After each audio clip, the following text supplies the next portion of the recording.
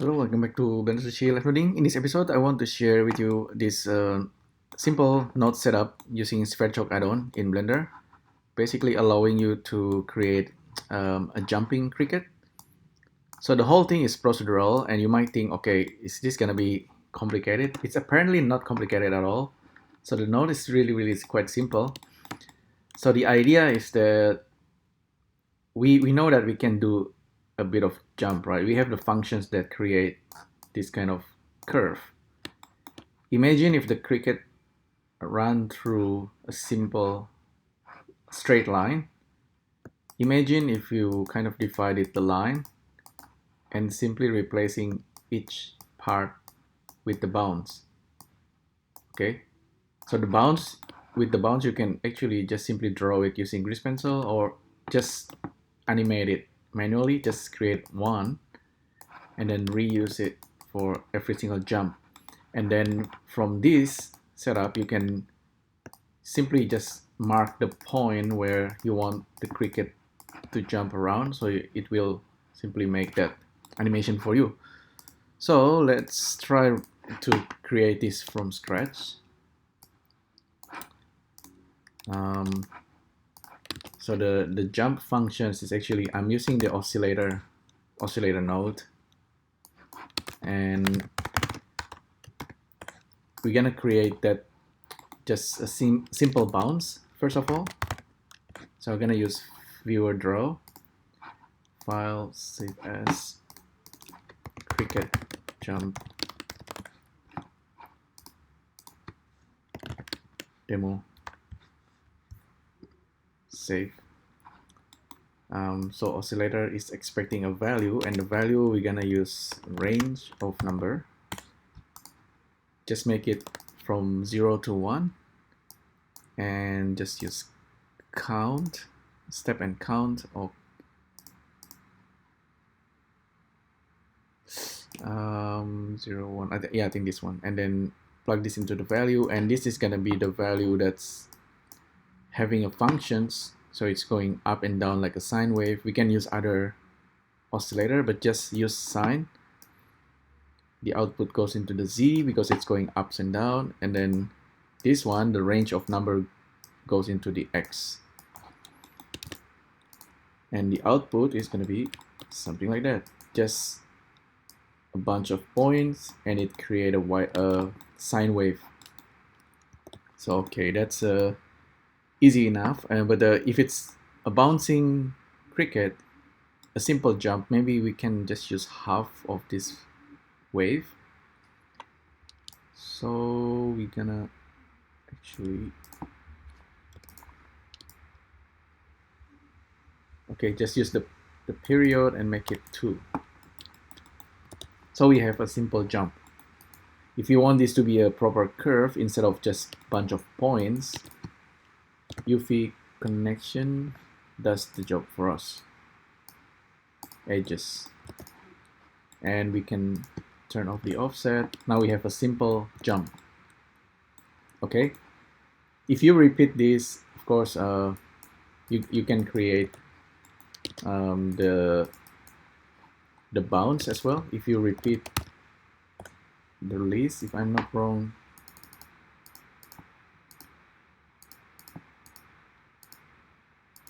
so yeah, I think this is possible as well, but don't worry about that. That's slightly more complicated than what I'm trying to do. So if we actually just use a line as an input, and then use something like edge adaptive, this is like I call it, this is more like a bit like a shortcut. So this is the donor, and this is the recipient of the line. As a result, if we are using line, so we have line, right? This line controls the position. If we have multiple lines, that's gonna be where we create the bounce. You might notice right away that the length of the line and will decide how high the cricket will jump.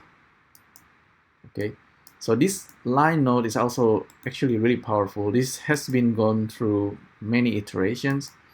The latest line actually allowing you to use things like number. So you can see this is quite different from before. So 5 points of line give you 4 jump, different from this guy,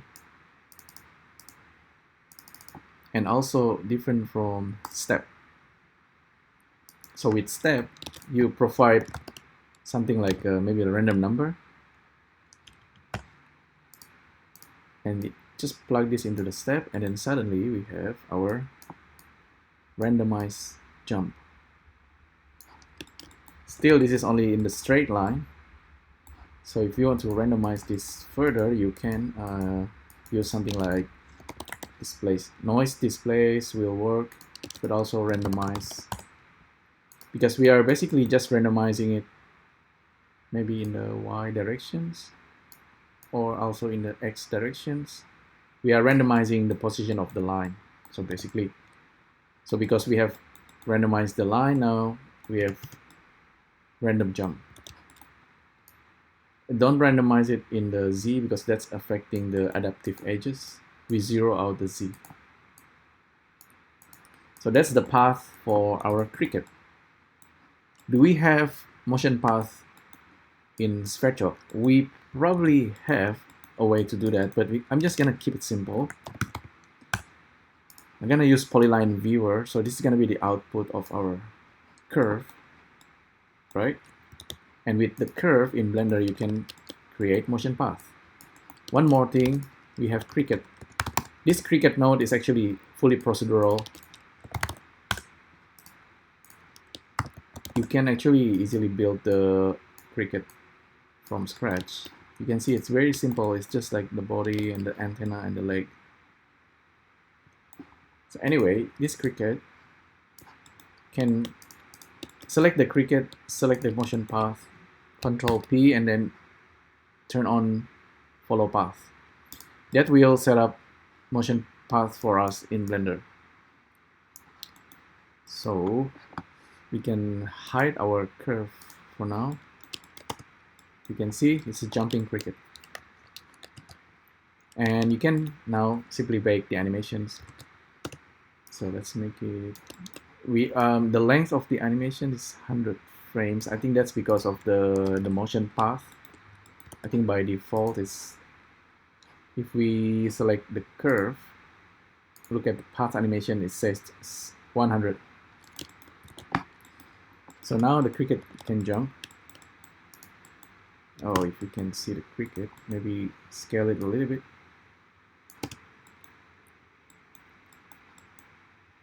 You might notice the cricket's actually moving backward. Alright, so rotate it.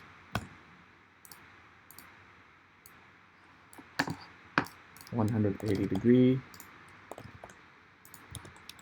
Now it's better.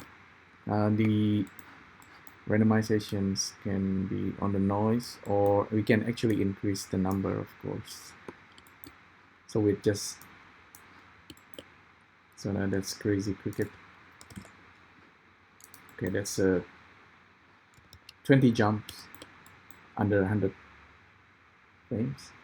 So that's too fast. Maybe keep it 15 or something.